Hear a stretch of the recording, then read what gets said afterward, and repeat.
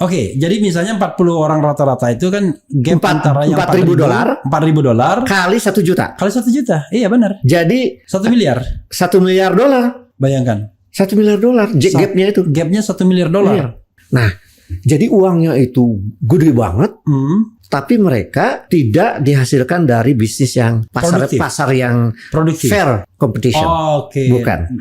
Apa yang terjadi? Begitu ada peluang pemilu secara langsung tahun 2004 sampai hari ini, mereka investasi di situ. Mereka menjadi investor politik untuk mengamankan bisnis yang insecure itu.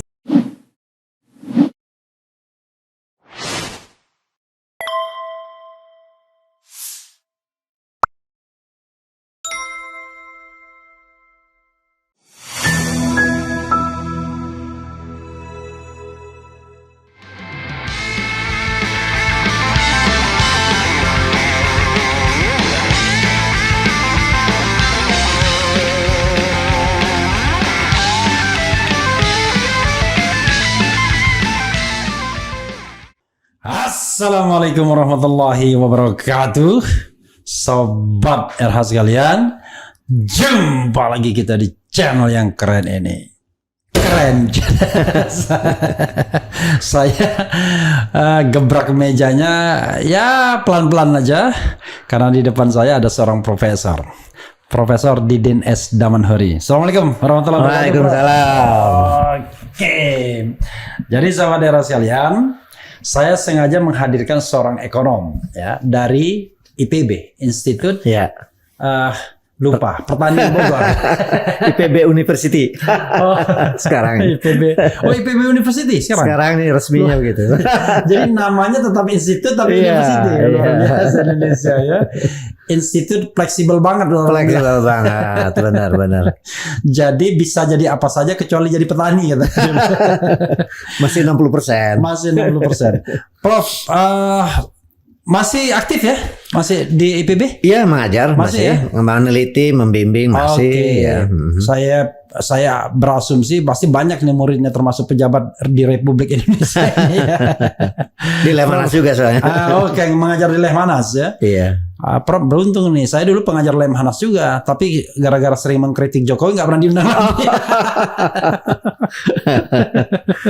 Karena secara ideologis mungkin dianggap saya di strukturalnya, jadi memang di dalam. Memang dalam. struktural. Ya, nah, karena Prof ASN kan? Iya. Kalau non ASN memang nggak bisa. Iya. Oke, Prof, saya sengaja mengundang seorang ekonom ya, biar kita bicara dengan fakta dan angka. Kadang-kadang kalau cuma politik kan tergantung interpretasi, tergantung kemana kita mau mengarahkan pisau analisisnya kan. Tapi kalau ekonomi ya bisa juga bad news or good news, black perspective, white perspective. Cuma kan tetap based on fakta, data ya. Empirical ya. Jadi ini menarik. Nah saya nih Prof, selalu kalau ngomong sama ekonom punya ketertarikan untuk mengukur bagaimana kinerja, jangan pemerintahan ya, kinerja ekonomi Indonesia saat ini ya, lebih perekonomian enak kan? namanya ya, kinerja perekonomian. Maksudnya apa? Ya kita kenali kelemahan kita apa, kelebihan kita apa, kemudian tantangan kita apa, kemudian opportunity kita apa ke depannya. Dan saya menganggap bahwa ekonomi itu harus dipersembahkan untuk keadilan dan kesejahteraan. Kan? Exactly. Ya, jadi karena itulah ekonomi konstitusi kan, ekonomi yang sejahtera dan adil. Betul. Nah, jadi kalau adil saja tapi miskin kan nggak enak juga. Nggak enak juga. Tapi kalau sejahtera tapi jomplang ya nggak enak juga. Lebih nggak enak lagi. Lebih nggak enak lagi karena makan hati. Makan hati. Walaupun kita tetap punya pendapatan yang baik, cuma kalau jomplangnya jauh kan tetap makan hati. Oke. Dan akan memunculkan pasti masalah-masalah sosial ya. Prof, saya tadi baca ya apa yang di-share Prof mengenai bagaimana perekonomian terakhir ini yang kelihatannya Prof bandingkan dengan Orde Lama. Ya, Orde Baru. Orde Baru. Dan pemerintahan SBY juga mungkin ya. Ya. Saya agak shock. Karena data Prof mengatakan ekonomi Orde Baru itu lebih baik. Bisa dielaborasi Prof. Apalagi Prof mengatakan dengan mengutip Jeffrey Winters bicara mengenai Waduh. Indeks oligarki. Iya, indeks oligarki. Luar biasa ini ada indeks oligarki. Dan ketimpangannya 1 juta kali lebih sekarang. Iya, betul. Bisa dijelaskan, Prof? Iya, begini. Jadi ekonomi itu memang di era modern ya, itu terutama sejak tahun 50-an mulai diukur yang sifatnya makro ya, itu yang disebut dengan produk nasional bruto atau GNP ya. GDP gitu. Nah, jadi itu untuk melihat bagaimana kekayaan nasional sebuah negara begitu, produksinya dari berbagai sektor dan nanti menghasilkan apa yang disebut produk domestik bruto gitu ya. Nah, dari tahun ke tahun itu bisa diukur yang disebut dengan pertumbuhan ekonomi itu. Jadi GDP misalnya 2023 dibandingin 2020 lalu akan menghasilkan misalnya terakhir ini adalah 5,02% lah begitu ya terakhir ini begitu. Pertumbuhan kita ya? Ya, tapi 5,02% itu tahun berapa? Tahun 2022. 2022 ya, 2023 kan angkanya belum ada. Ya, belum ada. Nah, tapi pertanyaannya tidak boleh hanya berhenti misalnya pertumbuhannya itu lebih dari 5%. Lumayan tuh. Di dunia ini kalau mau dilihat itu di antara negara berkembang yang cukup tinggi. Kalau negara maju itu kan di bawah 3%, 2% udah hebat sekali. Iya. Karena size-nya udah gede. Jadi naik 1%, 2% tuh jadi gede banget gitu. Kalau negara seperti kita yang sekarang ini GDP-nya itu 1,3 triliun dolar. Jadi nomor 15 di dunia memang. Oke, makanya kita masuk G20 ya. G20. Jadi tetapi G20 itu ya karena penduduk kita banyak. Banyak sebenarnya. Kalau dibagi oleh 272 juta itu masih 4 ribuan lebih sedikit. Bayangkan 4 ribuan lebih sedikit. Dolar ya. Ya, saya ke Austria, Prof. Itu GDP-nya waktu itu berapa ya? 50.000. Iya memang. Singapura lebih shocking lagi saya, 75.000. Iya. Ada Finlandia di atas 100.000 lah. Iya. Saya shock jadinya. Jauh sekali tingkat kemakmuran kita. Iya. Jadi itu dibagi dengan jumlah penduduk. Itu mulai kelihatan objektivitasnya. Tetapi ada yang lebih tajam lagi, yaitu yang disebut distribusi pendapatan. Bagaimana yang 1,3 triliun dolar, 1.300 triliun dolar itu di antara 272 juta penduduk. Itu ada satu buah teori yang disebut yang paling sederhana aja lah. Ada kurva Lorenz namanya. Kurva Lorenz. Iya. Yaitu melihat distribusi pendapatan dibagi 5. Di 5 decile. Jadi yang 20% paling tinggi, kemudian 20% yang menengah nanti kemudian yang paling bawah itu 20%. Nah, ini terakhir ini 2022 ini itu sudah di atas dan ini namanya rasio Gini pengeluaran lagi. Rasio Gini pengeluaran. Itu 0,4. Itu 0,4. Termasuk timpang. Iya. Padahal yang namanya orang kaya kan kadang-kadang dia makannya juga sama dengan kita kan. Iya. Tapi kalau pendapatan beda tuh. Iya. Kalau dia pengeluaran belum tentu dia jor-joran juga kan. Iya. Makan tukang beca misalnya itu kan bisa habis sehari katakanlah mungkin 10.000 ya atau 15.000 gitu. Tapi kalau makan paling 5 juta kan. Kalau misalnya citi gitu. Masih 5 juta. Coba kalau dibandingkan pendapatan 15.000 ke 1 juta sih. Tapi kalau pendapatan lebih timpang lagi. Sangat timpang banget. Itu kan yang rata-rata orang miskin itu kira-kira sekarang ini 500-an ribu lah. Pendapatan per bulan.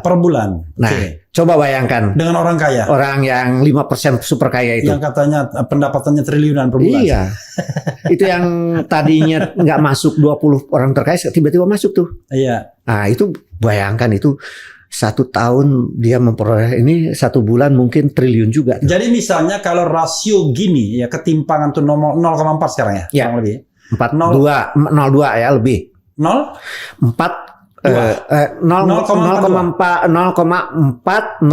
Nah, Oke. gitu. 4 lah, 0,4 Iya, lah. 0,4 ya. Oke, kita objektif karena kecil pun karena angkanya kan Harus signifikan. ya. 0,402 Ya, 402 ya. Ya, 402 itu kalau kita ukur dari pengeluaran. Iya. Dimana makan orang kaya sama makan orang miskin itu nggak beda-beda amat. Saya punya pengalaman nih, Iya, mahasiswa yang saya bimbing ini. iya, Kalau sekitar 0,4 rasio Gini pengeluaran, iya. rasio Gini pendapatannya mendekati 0,5 tuh. Oke. Hati-hati, karena Pakistan pecah dengan Bangladesh ketika ketimpangan. ketimpangan di mana kira-kira rasio Gini-nya itu kira-kira 0,5. Oke. Hati-hati tuh. Dan sekarang juga mungkin orang saya lihat ya, saya kan suka bergaul tuh sama tukang sepatu lah, kaki lima dan sebagainya. Itu sekarang ini menurun sejak COVID dan belum pulih mereka. Yang belum menurut pulih apa? mereka. Pendapatan atau daya beli? Dua-duanya dong. Memang yang paling objektif daya beli tentu Daya beli saja. objektif kan. Objektif paling daya beli tentu Iya. saja. Dari pendapatan sama, saja. Tapi harga naik ya. Iya. Sama Karena aja bohong. nanti dibanding kan, Iya. kalau petani misalnya itu ada yang disebut dengan nilai tukar petani. Jadi berapa dia pendapatan per bulan, Ya. tapi di pengeluaran untuk konsumsi, untuk sekolah anak, untuk kesehatan gitu, itu mengalami penurunan Oke. terakhir ini, beberapa tahun Jadi terakhir ini. istilahnya power, Tapi buying power ya. iya, Apa istilah kalau apa namanya? ekonominya? Pokoknya purchasing power. Purchasing power. Ya, Nah, purchasing power. Kalau menurut Bank Indonesia, rekening di atas 1 miliar justru naik pesat Naik pesat. di era COVID. COVID. Ini. Sampai sekarang ini. Nah, oleh karena itu nanti akan ketemu tuh pertama gini, dari rasio Gini pengeluaran saja waktu 2020 itu 0,38. Itu udah naik ya. Apalagi kalau sudah pemilikan aset lahan, pemilikan aset finansial, dan indeks oligarki tadi. Oke, tambah timpang. Iya, jadi gini. Jadi indeks oligarki ini kan baru di introduksi. Jangan cepat-cepat Prof. Oke. Soalnya nanti pemirsa akan bingung kan. Gitu. Oke, kita pelan-pelan dulu di rasio Gini ya. Ya. Jadi rasio Gini itu adalah rasio untuk mengukur ketimpangan. Ya. Cuma dalam konteks Indonesia agak cheating sedikit karena diukur dari pengeluaran. Ya, umumnya negara lain tuh pendapatan. Pertanyaan saya adalah kenapa tidak diukur dari pendapatan? Nah, ini pernah saya diskusikan ya, karena saya pernah nyusun Laboratorium Ketahanan Nasional ya di Lemhanas itu. Kan itu ngundang BPS. Saya tanya tuh kepala BPS tuh beberapa kali bahkan. Iya. Itu kenapa sih kalau seperti rada tadi cheating tadi gitu? Kenapa nggak pendapatan aja lah gitu? Ya rada ngelak sih, tapi gini katanya. Satu-satunya yang masih mungkin di Indonesia ini pakai proksi pajak namanya. Oke. Nah, tapi itu ya nggak tahu katanya belum nggak jelas juga. Tanda petik belum dibolehkan atau apa gitu. Oke. Nah, jadi jangan-jangan mungkin kalau pakai proksi pajak itu 0,5 itu. Jangan-jangan rasio Gini pendapatan jadi itu. Jadi dihitung dari pembayaran pajak dan dari situ kita tahu ya. Iya. Coba aja kan sekarang ada orang paling miskin katakanlah yang pendapatannya di bawah berapa gitu kan tidak bayar pajak. Iya. Nah, sekarang orang yang pendapatannya triliunan itu gitu kan.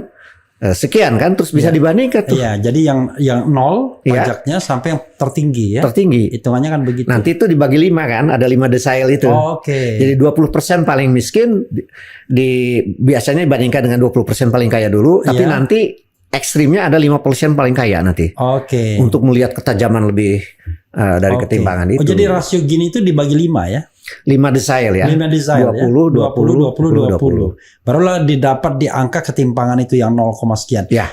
Angkanya kan 0,00 jadi gini, 0 sampai 1. Dari 0 sampai 1. Iya. Ya, jadi makin ke 0 itu makin merata. Makin bagus. Tidak pernah ada di dunia ini ya. Nggak pernah ada. Ya. Atau 1 timbang banget itu nggak pernah ada juga. Saya ingat waktu saya masih ngurus jalan tol itu, yaitu rasio jalan itu. Yang paling bahaya itu kalau sampai 0,8. Oke, iya iya. Oh gitu ya. Iya, 0,8 itu udah nggak jalan sudah. Karena kan Itu apa itu artinya? kan kalau nggak mungkin 1:1 antara kendaraan dan jalan. Iya ya, oke.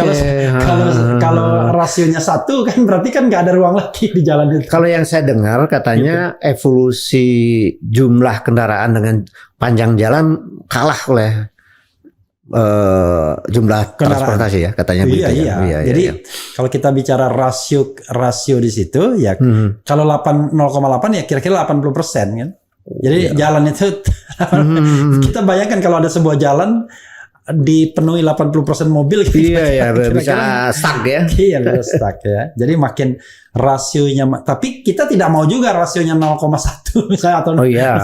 berarti kan jalan tol itu kan nggak dilalui orang, nggak dilalui kan. Oke, tapi itu another story. Oke, ini rasio gini ya. Oke. Kan Prof mau mengambil jalan penyelesaian di rasio gini ini atau mau move ke tempat lain dulu sebelum kemudian kita akan ngambil solusi. Begini, kan ketimpangan yang makro itu tadi pakai rasio Gini, tapi juga rasio Gini ini suka dipakai untuk lahan, untuk lain-lain juga ya. Tapi begini, biasanya kalau ketimpangan itu memburuk ya, mulai 0,4 itu misalnya dan mengarah ke 1 tadi, itu ada hubungannya juga dengan katakanlah daya beli. Kalangan bawah, itu ada hubungan. Jadi nanti juga dengan pengangguran dan jangan lupa pengangguran di Indonesia ini nggak boleh hanya diukur oleh yang disebut pengangguran terbuka, yang sekitar sekarang ini 6%. Itu open unemployment, benar-benar nggak kerja. Dari seminggu yang lalu itu benar-benar nggak kerja. Tapi di Indonesia problemnya adalah pura-pura bekerja. Iya, jadi dia sekarang ini bahkan ada yang disebut pengangguran terdidik ya. Itu makin tinggi. Itu mereka yang mungkin lulusan perguruan tinggi hebat di Indonesia ya, entah sebut saja apalah, entah ITB,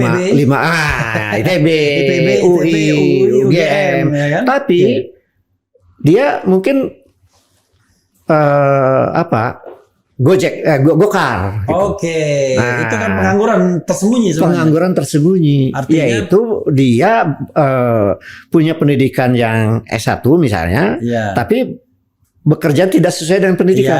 Bekerja untuk tamatan SD pun bisa. Bisa, iya itu. Nah itu ternyata tren pengangguran terdidik itu makin naik sekarang ini. Jadi kalau yang ini lagi S2 di bidang komunikasi publik ini pengangguran tersembunyi atau enggak? Enggak, Bro. Dia digaji secara layak. Iya. Tapi memang nanti ada ukurannya tentang berapa seminggu dia bekerja, itu ada hubungannya juga. Lalu pendapatan juga memang itu dikaitkan. Nah, itu satu ya. Jadi ketimpangan itu nanti akan bisa dikuak gitu. Itu kita bicara tentang perspektif ketimpangan. Nah, untuk menyelesaikan problem ekonomi ini kan kita nggak bisa langsung selesaikan ketimpangan. Kita harus bergerak di tempat lain dong. Betul. Nah, Profesor mau bergerak ke tempat lain, tapi selesaikan dulu ketimpangan. Tadi ada ketimpangan yang katanya indeks oligarki itu, menarik tuh. Iya, jadi indeks itu dulu ya. Langsung tajam dulu nih. Nanti yang kurang tajamnya nanti supaya kita optimis nantinya. Jadi ini agak pesimis memang. Jadi sebelum sampai ke indeks yang paling ekstrim, indeks oligarki yang mungkin terburuk di dunia sekarang. Tetapi juga misalnya ketimpangan konsumsi. Gitu loh. Ada lagi ketimpangan lahan. Rasio Gini lahan itu 0,68. 0,68 sangat buruk. Sangat buruk itu. Di atas 0,6 itu sangat dari buruk. Orang yang nggak punya lahan sampai dengan yang makan lahan. Padahal ada 3,3 juta yang bermasalah lahannya malah dibebaskan kemarin. Atas nama undang-undang Omnibus Law itu. Nah itu lahan misalnya. Enak banget dia ngerampas lahan itu dia. Tapi tiba-tiba malah dibebaskan. Iya, atas nama undang-undang lagi. Atas nama undang-undang. Oke. Tapi kemudian dari situ juga kita bisa melihat ketimpangan yang saya sebut ekstrim tadi. Jadi begini. Karena itu menggambarkan namanya ketimpangan aset. Yaitu Jadi Jeffrey Winter baru 2013 merilis penelitian di sekian negara di dunia lah, puluhan negara di dunia. Itu ada yang disebut Material Power Index. Sebenarnya aslinya ya. Material MPI. Power Index. MPI namanya. Jadi itu adalah gambaran ekstrim yang disebut oligarki itu. Kan sekelompok kecil dengan aset besar dan mengendalikan. Iya. Misalnya itu kan oligarki ekonomi, mengendalikan perekonomian itu. Iya. Itu diukurnya oleh 40 orang untuk menggambarkan kecilnya kelompok ekonomi itu, kelompok bisnis itu. Bukan kecilnya, eksklusifnya ya. Eksklusifnya juga dibagi dengan income per kapita. Nah, itu kan sederhana aja. Tapi di balik itu ada pengertian-pengertian nanti ya. Mengapa itu? Itu ternyata 2014 itu sudah mulai 638.000. Itu 2014. Ketimpangannya 638.000 kali. Iya, tapi lanjut ke 2018 ya. 2018 itu udah 650.000 kali. Sudah 650.000 kali. Jadi kita ini bicara tentang ketimpangan ya. Di mana orang yang super kaya menguasai perekonomian. Itu dan timpangnya dengan yang paling kecil itu 658.000 kali. Iya, karena yang paling kecil itu diwakili oleh income per kapita tadi yang $4.000 tadi. Yang $4.000 tadi. Jadi kalau kita bicara $4.000 dikalikan 650.000 kali. Itulah ketimpangannya. Iya, kira-kira ketimpangannya. Kan? Betul. Kan? Jadi 40 orang itu. Iya, ada 40 orang itu. Nah, kemudian naik menjadi 650.000 kali, 650 kali, naik lagi pada tahun 2020, 672.000 kali. 672.000 kali, Tahun 2021 itu sudah 750.000 kali. 750.000 kali. Nah, yang hebatnya ini adalah saya hitung sendiri tapi ini yang 2022 ini, yaitu pakai data Forbes, itu 40 orang terkaya itu dibagi income per kapita waktu itu itu menghasilkan 1.062.500 kali. Jadi lebih dari 1 juta kali. Lebih 1 juta kali lah. Let's say gini lah misalnya. Antara yang paling miskin dianggap rata-rata aja. Yang rata-rata. Kan dia di bawah income per kapita kan ada. Ada. Ini kan cuma dibagi rata-ratanya doang. Berarti 4.000 dikalikan 1 juta. Iya. Iya kan? Iya, dan itu rata-rata. Jadi ada orang yang lebih super kaya sebenarnya. Jadi 4.000 dikali 1 juta itu berapa? 4 miliar. Jadi tadi 40 kali 1 juta. Jadi 40 orang. Tapi dia ini rata-rata dari kekayaan mereka. Jangan lupa itu. Jadi kekayaan mereka yang 40 orang itu dirata-ratakan. Sementara ini hanya ini gapnya itu antara 1 juta lebih itu tadi. Nah, jadi dengan demikian harus dicari berapa 40 orang rata-rata. Memang saya punya catatan ya, sayangnya itu. Jadi gapnya itu 1 juta lebih kali. Jadi misalnya 40 orang rata-rata itu kan gap antara yang $4.000 kali 1 juta. Kali 1 juta. Iya benar. Jadi 1 miliar. $1 miliar. Iya. Bayangkan. $1 miliar gapnya itu. Gapnya $1 miliar. Nah, oleh karena itu saya itu pun rakyat Indonesia kan masih ada yang masih banyak di bawah 4.000. Betul. Ini kan cuma rata-rata income per kapita. Nah, cuman gini yang harus dibawa ke arah pemahaman yang betul dulu ya. Yang disebut oligarki pertama adalah mereka sekelompok kecil yang ingin mempertahankan kekayaan terhadap keseluruhan. Itu di bidang bisnis misalnya, kan gitu. Jadi diwakili 40 orang tadi. Gitu.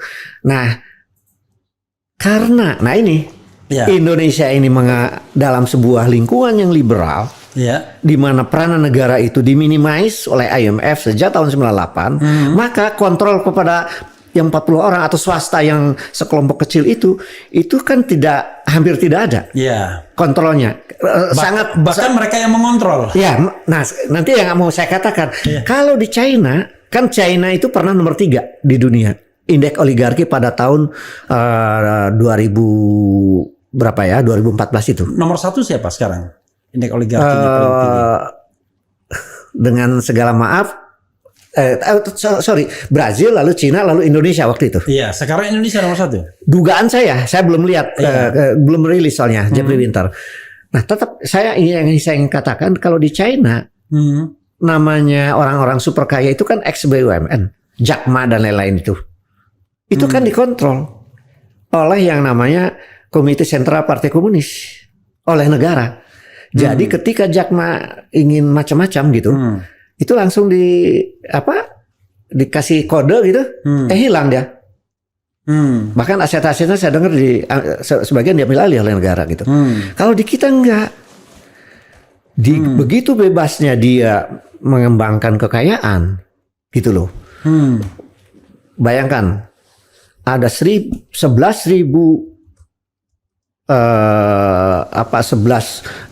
triliun omset perbankan yang beberapa ribu konglomerat itu memperoleh 82%. Itu dari bank, belum dari pasar modal, dari ini. Mereka bikin macam-macam gitu, yang belum tentu sehat juga. Bisnisnya itu. Nah, jadi uangnya itu gede banget, tapi mereka tidak dihasilkan dari bisnis yang pasar yang produktif. Fair competition, bukan lobby, tapi dari lobby. Maaf saja, itu yang 3,3 juta hektar yang tiba-tiba diputihkan oleh negara itu kan tidak governance, dan hampir semua HGU dari sawit dan batu bara itu umumnya kurang governance. Nah, itu jadi uangnya itu gelap-gelapan semua itu. Iya, uangnya itu umumnya, maaf ya, orang super kaya itu sebagian besar itu kurang nyaman, insecure. Oleh karena itu dia insecure dengan perubahan. Ya, pastilah kan. Common sense-nya begitu. Common sense-nya begitu, karena dia merasa tidak karena efisiensi dan bisnis selalu fair competition, tidak. Umumnya tidak. Apa yang terjadi? Begitu ada peluang pemilu secara langsung. Tahun 2004 sampai hari ini mereka investasi di situ. Mereka menjadi investor politik untuk mengamankan bisnis yang insecure itu. Intinya adalah mereka tidak berharap ada perubahan. Oh pasti, pasti karena mereka intinya kalau keluar jadi zaman. Tapi itu adalah karena ekosistem. Tapi saya punya keyakinan, seandainya ekosistemnya diperbaiki, di mana mereka itu adalah fokus untuk menjadi pemain industrial dengan diberi insentif, sementara partai politik yang masuk DPR, parliamentary threshold yang 8 orang, itu biaya negara penuh saja udah. Tidak usah kan win-win tuh. Jadi tidak ada yang dirugikan sebetulnya. Itu yang saya usulkan namanya reform nanti. 9 ya kalau nggak salah. 8. 9 dong. Oh 9 ya. Oke. Jadi PDIP, Golkar, Gerindra, Nasdem, PKB, PAN, kemudian bukan dulu yang besar dulu, PKB, Demokrat, kemudian PAN, P3. Ya, Demokrat, PKS, PAN, P3, 9 ya, oke. Itu di biaya negara aja. Karena begini, ini yang berhamburan uang ini kan nanti jadi lebih bersih uang ini, dipakai untuk industrialisasi. Lalu partai-partai politik jadi anggota parlemen, jadi presiden, jadi gubernur, jadi ini dengan tidak perlu biaya tinggi. Maka orang-orangnya itu adalah orang yang katakanlah tidak perlu kong kali kong lah dengan para pebisnis kan, lebih aman kan. Nah, kalau seperti itu, dugaan saya pertumbuhan ekonomi kita itu akan lebih stabil, lebih sustainable dan lebih tinggi. Itu yang penting ya. Iya. Dan itu akan lebih mensejahterakan rakyat yang lebih mensejahterakan. Karena apa? Nanti hukum bisa jalan. Kan tidak ada konflik of interest dong. Anggota DPR kayak untuk legislasi masa membolehkan 3,3 juta dibebaskan misalnya pada bermasalah. Enggak dong, dia pasti anti itu. Sebenarnya paling lebih bermasalah itu ya undang-undang minerba. Nah, iya. Yang dimana konsesi yang harusnya sudah berakhir dan kembali ke negara tiba-tiba hidup lagi. Itu juga 20 tahun lagi. Undang-undang KPK pun yang lama dia tenang aja kok nggak ada masalah dia. Bisnisnya juga dia fokus kepada industri. Orang politik juga fokus kepada pelayanan publik dong. Oke. Itu yang saya bayangkan ya. Jadi ideal, orang gitu. politik itu fokus pada kehidupan politik yang lebih sehat, lebih demokratis, lebih terbuka, transparan gitu. Iya. Orang bisnis pada kehidupan bisnis yang profesional. Iya. Dan dia lebih enak, nggak diburu-buru orang partai. Iya, nggak dijadikan sapi perah. Dia nggak sapi perah kan? Lebih nyaman tidurnya. Iya. Walaupun mungkin angka ketimpangannya lebih rendah kan begitu. Angka ketimpangan lebih rendah. Iya. Hanya memang gini, ada ini. Iya. Ini yang maaf ya, yang sekarang jadi elit-elit ini. Iya. Itu kan banyak memperoleh rezeki nomplok. Iya. Dari legislasi lah. Iya. Dari kunjungan ke daerah lah. Iya. Dari macam-macam lah. Pokoknya dari pergaulan politik. Pergaulan politik. Itu pernah bocor kan yang artis mantan istri. Jangan sebut. Pokoknya itu kan. Lah, ya. Ya, itu kan. Itu katanya bersih berapa? Sekian ratus M katanya kan. Dengan jadi anggota parlemen itu kan. Iya, iya. Nah itu nanti tidak akan dapat lagi memang. Iya. Tetapi menurut saya orang-orang yang terbiasa dengan hidup tenang gitu, lebih enak yang itu dong. Iya, jadi walaupun kecil tapi kita tidak takut. Tidak takut apapun, tidak takut diburu KPK, siapapun, KPK, polisi, dan disorot orang kalau kaya pun kayak normal, wajar, kayak benar bisa dipertanggungjawabkan penghasilannya. Itu yang saya bayangkan. Nah, itu ininya infrastruktur politiknya dan bisnisnya dan ekonominya. Nanti ujungnya pertumbuhan lebih berkelanjutan, lebih stabil, lebih sustainable dan lebih tinggi kalau menurut saya. Jangankan ini dengan segala kritiknya zaman era 70 sampai 98 kan 7% lebih pertumbuhan ekonomi. Sekarang 5% cuma. Sekarang cuma 5% rata-rata. Zaman SBY 6% rata-rata. Iya, 6% rata-rata. Jadi dulu itu 7,5% bahkan. Jadi kita bicara dua sektor ya. Sektor ketimpangan dan sektor pertumbuhan kan. Artinya Prof yakin dengan governance tadi, maka pertumbuhan itu lebih sustainable, lebih berkesinambungan dan lebih tinggi yang lebih tinggi. Dengan rasio Gini yang lebih kecil. Lebih kecil. Nah, Pak Harto tahu nggak? Itu ada di ini. Di indeks rasio Gini itu. Di zaman Pak Harto itu rata-rata hanya 0,32. Lebih yang terkecil berapa kita indeks rasio waktu Gini? Zaman dulu pernah di bawah 0,3 juga pernah. Tapi rata-rata lah 0,3. 0,402 ini tertinggi ya? Jadi kalau gini konsensus ya.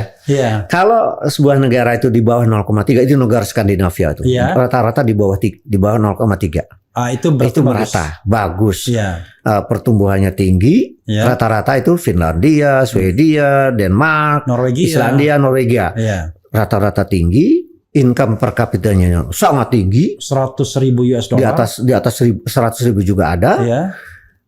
Lebih merata, lebih. Nah ini happiness indexnya pun paling tinggi. Indeks kebahagiaannya. Bahkan yang agak mengagetkan, Islamicity Index tertinggi di dunia itu Denmark. Jadi justru sangat Islami dia. Sangat Islami. Ininya ya, agama publiknya, muamalahnya. Iya, muamalahnya. Jadi saya kan pernah Islam itu kan bukan berarti Islam, tapi suasananya ya itulah yang dikehendaki oleh Islam. Iya, begitu. Kan salam. Iya. Salam itu bahagia, selamat, macam-macam ya kan? Selamat dan sejahtera. Salam sejahtera. Dan saya pernah ke sana. Pernah tapi salah satu negara ya, di Finlandia malahan saya. Itu IPM tertinggi ya, kalau nggak salah. IPM itu indeks pembangunan manusia. Pembangunan manusia. Jadi mereka itu juara-juaraan tuh. Ada yang Islamicity Index-nya yang paling tinggi di dunia itu Denmark. Islamicity Index, Islamisasi atau Islamicity? Islamicity Index itu yang bikin siapa? Sekelompok intelektual Muslim maksudnya. Campuran. Yang concern terhadap kesejahteraan. Berbasis saya lupa ya saya lupa. Tapi intinya ada ya. Ada lembaganya. Ada lembaganya. Kalau IPM kan World Bank. Itu untuk mengoreksi dari PDB per kapita itu. Iya. Nah, tapi ini bukan yang pasti bukan World Bank Islamicity itu. Tapi indeks kebahagiaan itu ada World Bank-nya juga kalau nggak salah tuh. Nah, saya ke sana. Jadi 2 hari gitulah ya. Ke Denmark. Bukan, Finlandia. Finlandia. Finlandia itu kan beda dikit aja dengan Denmark ini itu. Islamicity indexnya atau kebahagiaannya tuh ini. Eropa Utara ya. Eropa Utara. Iya. Itu saya sengaja tuh jam 1 malam 2 malam tuh jalan kaki itu di Helsinki itu. Beberapa teman gitu. Ada orang perempuan gitu ya, habis kerja gitu, pakai sepeda, tenang aja dia. Tenang aja. Itu satu. Jadi rasa aman. Oke, security-nya tinggi. Security-nya sangat tinggi untuk perempuan padahal yang paling risky kan. Iya. Terus kemudian salah satu ukurannya yang lain adalah kecepatan menangani kalau orang itu ada kecelakaan, trouble lah kecelakaan atau apa itu kecepatannya tuh diukur. Jadi ditangani oleh kalau ke rumah sakit itu di emergency cepat sekali dengan kesiapan dokternya dan lain sebagainya gitu. Ada sekian ukuran lah. Itu menarik sekali. Jadi saya juga pernah merasakan itu. Suasana yang disebut dengan aman, damai, salam gitu, yang disebut Islamicity Index itu. Atau kalau kita baldatun thayyibatun wa rabbun ghafur itu ya ini. Baldatun thayyibun. Jadi negara yang makmur, adil. Iya, gemaripah jinawi kan gitu. Diridho Tuhannya memang yang duniawi saya kira diridhoi karena mengamankan seluruh manusia kan. Iya. Gitu aja. Prof, oke, kita mau bergerak ke isu lainnya. Tadi sudah isu ketimpangan dan pertumbuhan. Apalagi isu yang paling penting untuk ditengahkan untuk melihat ekonomi Indonesia hari ini? Nah, jadi plus tadi indeks oligarki tadi plus ya. Ya, sekarang ada indeks oligarki tadi. Jadi ada ketimpangan yang ekstrim itu indeks oligarki. Tapi kita bagaimana lebih detail memahami Indonesia dari sisi kelebihannya gitu. Oke. Oh, Prof mau bicara kelebihannya ya? Ya, kelebihannya. Silakan. Pertama dari sisi pertumbuhan, kita harus bersyukur di era COVID ini kita termasuk yang waktu resesi pun hanya minusnya kan hanya 2%. Negara lain di Asia Tenggara ini ada yang 15%, Malaysia itu dan lain sebagainya. Itu tapi gini, saya mau kritis sedikit. Kan teorinya kan kalau nggak salah, kalau pertumbuhannya tinggi ya resiko minusnya juga tinggi gitu ya. Ketika COVID. Ya betul. Jadi kalau tetapi begitu kita masuk ke era recovery lumayan kan, 4-5%. Jadi bagus. Nah, nanti ada juga kritiknya di situ. Mengapa bisa begitu gitu? Satu memang harus diakui dengan segala COVID itu kan, dengan segala perdebatannya, kekurangannya, akhirnya tertangani kan. Itu satu, tertangani COVID itu kan luar biasa. Kita memang masih masuk bukan negara yang paling baik. Kalau masalah masih 20 negara yang relatif buruk juga ya. Tetapi adalah relatif buruk untuk penanganan COVID secara keseluruhan. Itu masih termasuk. Jadi bukan 100 yang kan ada 100 buruk. Lalu ada beberapa negara yang baik. Kita belum masuk yang buruk. Belum masuk yang baik. Bukan. Tetapi adalah juga tingkat kematian yang tidak terlalu tinggi dibanding negara lain dan lain sebagainya. Nah, tetapi di saat itu saya masih ingat tuh 2022, 2021 itu ternyata dikala kita lagi repot itu dengan COVID itu orang harus isolasi dan lain sebagainya, harus berobat, harus pakai masker. Itu tingkat tolong menolong. Ya tinggi banget orang masyarakat kita itu. Yaitu the most negara yang paling dermawan kan dipilih oleh the Economic Intelligence Unit. Dan itu sebenarnya sudah modal sosial kita. Sosial kita. Ini mohon maaf, Prof. Maksudnya dari pemerintahan itu modal sosial itu yang sudah ada. Udah ada. Jadi itu yang tumbuh dari masyarakat. Dari masyarakat. Jadi pertumbuhan tinggi tadi jangan hanya diklaim pemerintah aja loh. Berarti itu dan konon itu lebih dari 1.000 triliun itu. Yang diatur masyarakat. Misalnya gini, di RW saya itu. Perputaran dari masyarakat yang tanpa digerakkan negara. Tanpa digerakkan negara. Untuk apa? Contoh kecil. Itu di RW saya ketika ada yang kena 3 orang itu dengan sigapnya ibu-ibu supaya isolasi, menghubungi puskesmas, beli obat, lalu menyediakan makanan dan lain sebagainya. Itu ibu-ibu. Itu dengan uang yang rela. Iya, rela uang yang di rise sendiri, di galang sendiri. Di yang karena motif tolong menolong itu tadi. Dalam bahasa Islam itu ta'awunnya itu. Nah, itu antar RW, antar daerah, antar keluarga, antar provinsi itu terjadi di Indonesia ini. Itu yang dinilai oleh The Economic Intelligence Unit sebagai negara yang paling dermawan. Di dunia, dan kita udah 3 kali tuh, jangan lupa. Sebelumnya juga kalau nggak salah 2020, kemudian sebelum COVID juga pernah terpilih gitu loh. Ini kan modal sosial. Artinya apa? Jadi pemerintah memang berhasil menangani COVID, relatif berhasil di antara yang relatif bisa menangani COVID, dan kemudian pertumbuhannya juga akhirnya juga relatif baik. Itu disumbang juga oleh masyarakat. Memang ada modal sosial gitu loh. Modal sosial sejak dulu ya. Sejak dulu itu. Nah, jadi justru kalau saya mau kritis, modal sosial itu dirusak oleh politik. Nah, itu sekarang ini. Ada keterbelahan gitu ya, kampret, cebong, kadrun sekarang. Kemudian itu post truth itu. Jadi sekarang itu orang nggak peduli kalau kelompok sana, kalau sudah ada yang baik dari sana, pokoknya a priori kelompok lain tuh nggak mengakui dan sebaliknya gitu dan sebagainya. Ini saya kira masalah nanti ya yang harus diselesaikan. Karena apa? Jadi kalau kita ngomong ekonomi, ya itu negara yang paling berhasil itu kan tadi negara Skandinavia. Bukan Amerika loh. I see. Nah itu punya modal sosial yang mirip seperti kita juga, tapi lebih modern. Gitu loh. Jadi mereka punya modal sosial dengan institusi yang lebih modern. Nah, dengan institutionalisasi. Itu saya kira. Jadi pertumbuhan ekonomi yang tinggi mau ditargetkan oleh pemerintah dari waktu ke waktu, jangan sampai merusak modal sosial.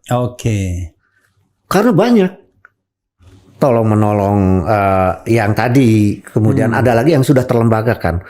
Misalnya pembagian di kalangan perikanan, sasi di Maluku atau Panglima di Aceh, macam-macam. Atau air itu ya. Air di Bali Lombok, terus di Jawa Barat tentang paro, atau di Jawa ini paro yang adil ya. Yang nggak diatur negara loh itu. Dan lebih rela. Nah, tapi ini jangan sampai dirusak oleh kelembagaan baru ya. Yang seolah-olah Indonesia ini tidak punya satu modal sosial yang disebut dengan endogen growth gitu, dari yang berada dari dalam. Ini harus dimasukkan dari luar dengan PNPM misalnya ya. PNPM itu pokoknya intinya itu PM itu pengembangan nasional, permodalan nasional ya gitu. Itu kan sifatnya adalah individual. PNPM ya. PNPM itu individual. Basis. Jadi nanti pemerintah itu membantunya itu berbasis individu. Nah, padahal waktu zaman Mubiarto jadi staf ahli di Bappenas ya, itu dulu per kelompok. Nah, itu contoh ya. Jadi pertumbuhan ekonomi mestinya disesuaikan dengan kekuatan dalam yang ada di Indonesia, terutama dari sisi modal sosial tadi. Itu saya makanya punya gagasan Nusantaronomik itu loh. Jadi jangan diindividualisasi. Ya itu. Jadi jangan dikira segala hal itu berbasis individu itu bagus. Ada. Kalau Bung Hatta mengatakan individualita itu oke. Jadi itu misalnya inovasi di perguruan tinggi, kemudian mandirinya orang untuk punya kemajuan dalam bisnis boleh, tapi ada berbagai fenomena di dalam masyarakat secara keseluruhan yang itu harusnya direvitalisasi. I see. Direvitalisasi. Kadang-kadang kita kan tidak percaya dan kelembagaan masa lalu. Ya. Kemudian diseragam. Ada contoh zaman Soeharto kita kritik. Apa itu? Berasnisasi kan. Dulu Oke. Jadi dulu orang sudah itu makan beras semua. Iya, dulu Padahal Papua itu apa makannya dulu? sagu. Sagu. Iya. Kemudian jagung, misalnya Gorontalo ataupun Lampung atau Sumatera yang lain dan sebagainya. Padahal menurut satu disertasi yang mengatakan bahwa beras itu paling tinggi glukosanya. Iya, banyak trigger penyakit gula. Iya. Makanya di Depok itu ada 1 hari tanpa beras gitu. Oh iya, itu menarik itu. Betul. Saya pernah dengar juga itu. Iya. Itu. Jadi gagasan-gagasan yang begini harus dibangkitkan. Jadi pertumbuhan ekonomi itu tidak semata-mata hanya soal infrastruktur habis-habisan gitu kan. Kemudian investor asing gitu kan gitu loh. Itu investor asing itu sebenarnya pelengkap. Infrastruktur penunjang. Iya, tapi dan itu harus memihak kepada ekonomi rakyat, bukan memihak semata-mata melancarkan impor. Iya. Jadi harus ada affirmative policy. Iya. Supaya sumber-sumber pertumbuhan itu dari kekuatan dalam, bukan kekuatan luar. Luar itu melengkapi. Kalau kesan saya memang pemerintahan Presiden Jokowi from the beginning sudah begitu kan? Iya. I'm waiting for your invest ya. I'm waiting you to invest in Indonesia ya kan? In Indonesia. Padahal Pak Faisal sudah memberikan bukti-bukti. Sebenarnya Faisal Basri. Investasi dalam negeri saja itu potensinya besar sekali. Asing itu betul, dan boleh. Ada yang mengatakan katanya menjemput pemerintah itu pertumbuhan ekonomi paling tidak sudah berapa persen. Iya itu. Jadi artinya tuh jangan terlalu at all cost gitu. Oke. Yang mengorbankan karena begini. Ternyata menurut data ya. Jadi investasi asing yang masuk itu umumnya sangat padat modal. Dari Nah, itu ada data pertumbuhan ekonomi sejak reformasi, di mana sumbangan dari industri ya. Nah, dulu itu sebelum waktu Pak Harto lengser itu kan mendekati 30%. Sekarang kan tinggal 18%. Mengapa? Karena banyak kegiatan-kegiatan yang terlalu padat modal dan kita tidak selektif. Jadi at all cost investment grade katanya. Dan itu asing, lalu asal asing dibiarkan gitu.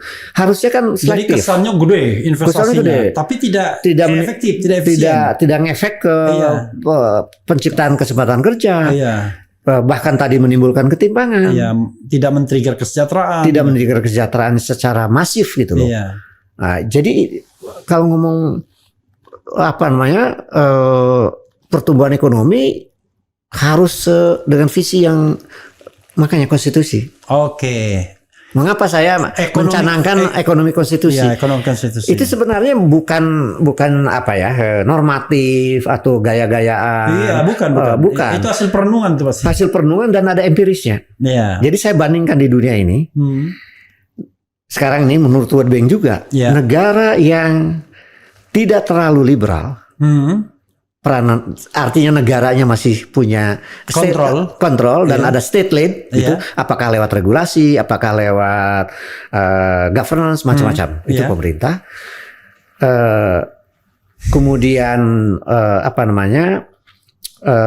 memperhatikan modal sosial. Kemudian endogen powernya dibangkitkan, apakah lewat gerakan koperasi, lewat UMKM. Itu ada 2 profil di dunia ini yang lebih tinggi dari negara-negara yang lebih liberal. Itu apa? Jepang sama negara Skandinavia. Itu lebih perform gitu loh di dalam pertumbuhan ekonominya, tapi juga kesejahteraan masyarakat bawahnya.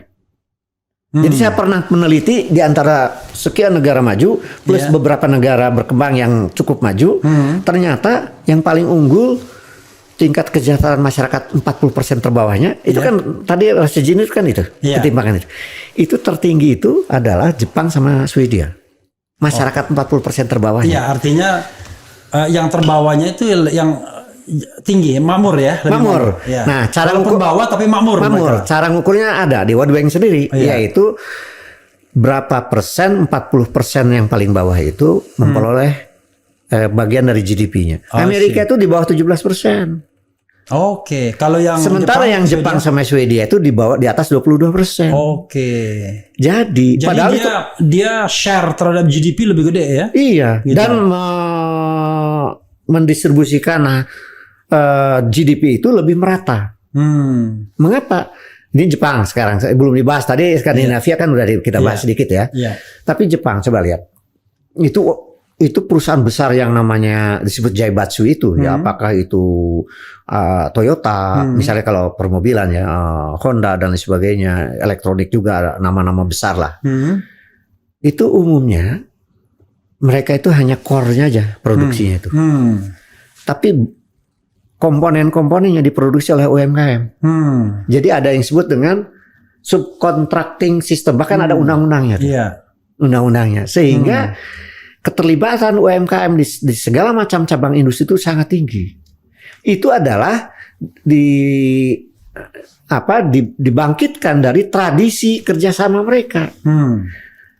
Modal sosial yang guyub, yang oleh disebut kita tuh gotong royong di kita itu, tapi dilaksanakan secara modern oleh Jepang. Yang namanya subcontracting system itu. Jadi segala yang Zaibatsu besar itu disumbang. Sebagian komponennya itu apa saja, mobil, elektronik, apa gitu, telekomunikasi itu diproduksi oleh UMKM gitu loh.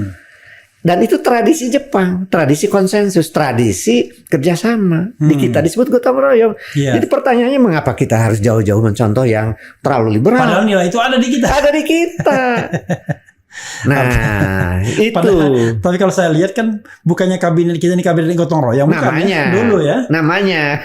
Oh, sekarang Indonesia Maju. Indonesia Maju. Dulu tapi sebelumnya pernah gotong royong. Tetapi ya slogan aja. Slogan aja. Jadi yang terjadi malah dirusak oleh adanya buzzer influencer kan. Dirusak itu.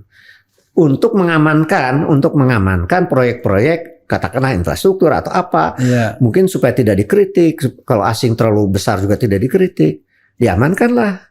Padahal itu menurut saya tidak secure kan, tidak secure dan merusak modal sosial kita. Saya membayangkan gitu. Ya di dalam sebuah insecurity seperti itu kan, para industrialis ini, para oligarki ini kan berpikir kalau something happen to this country, lari dia. Iya. Bahkan sekarang udah ada yang menjadi warga negara Singapura kan itu. Konon katanya sudah menyiapkan infrastruktur untuk lari juga ada katanya. Ada itu. Jadi mereka tidak mau padahal kesalahan yang sama terjadi padahal lagi. Kalau gagasan yang saya maksud tadi ya, bayangkan kalau yang disebut dengan pebisnis besar itu yang kita sebut konglomerat lah. Jangan sebut oligarki itu kalau itu. Konglomerat, perusahaan besar ya, korporasi besar lah. Itu mereka diberikan tempat yang terhormat sebagai pemain industri. Diberikan insentif pajak, insentif kalau riset sekian diberikan kemudahan dan sebagainya. Ada market intelligence keluar negeri, negara ikut bantu dan sebagainya, macam-macam insentif. Dan mereka diberi juga kalau perlu award. Mana yang tingkat digitalisasi yang paling tinggi, mana tingkat inovasi yang paling tinggi, mana ekspor yang paling tinggi, mana yang memberikan genuine kesempatan kerja tidak dibeli. Selama ini kan award sering dibeli. Iya. Kesempatan kerja yang paling besar gitu kan. Menampung UMKM yang paling ini atau kerjasama dengan UMKM. Kan nanti kemitraan juga gitu kan. Coba kalau itu fokus ke situ, nggak usah cawe-cawe kepada politik. Iya. Kan dua-duanya jadi rusak, bisnisnya rusak, mereka memang super kaya, politiknya didikte oleh mereka gitu loh. Kan itu tidak happy. Jadi semuanya nggak happy kalau padahal kalau mereka bekerja secara profesional dan diberikan insentif oleh pemerintah ya tetap bisa maju. Iya, dan mereka bukan mungkin yang dari Singapura balik lagi ke kita kalau memang suasananya nyaman gitu kan, ini untuk masih berbisnis memungkinkan untuk growth ya kan. Iya. Dibandingkan mungkin itu. Singapura yang mulai dan stagnan. Nanti disambung lagi dengan program sosial di mana ada UMKM yang kerjasama, terjadi saling mengenal antar etnis macam-macam kan. Juga menurut saya itu gagasan itu harusnya gagasan besar yang menciptakan nanti pertumbuhan yang lebih berkualitas. Artinya gini, Prof mengatakan bahwa sesungguhnya kita punya model sosial Ya. ya yang tidak kurang untuk menciptakan sebuah bangunan ekonomi yang jauh lebih baik ya. Yang jauh lebih baik. Itu. Betul. Salah betul. satunya Dan tadi. sebenarnya sudah ada itunya, konsepnya di konstitusi itu sebenarnya. Iya. Jadi kalau boleh sedikit saya uraikan ya, pasal 33 ayat 1 itu adalah perekonomian disusun. Iya. Itu ada perencanaan jangka panjang. Iya. Kayak Jepang itu punya 50 tahun. Sekarang China 100 tahun. Korea 50 tahun juga. Jadi supaya apa? Antar pemerintahan itu boleh berganti-ganti. Tapi ada continuity. Nah, ada kesinambungan. Itu ya? satu. Itu program disusun dalam usaha bersama dengan kekeluargaan. Nah, yang model jangan kekeluargaan itu nepotisme bukan. Iya. Tadi kan modelnya Jepang kerjasama. Kalau di Skandinavia gerakan koperasi. Iya. Nah, di kita koperasinya dulu terlalu diofisialisasi. Sebenarnya kekeluargaan itu kolektivitas. Kolektivitas. Ya? Iya.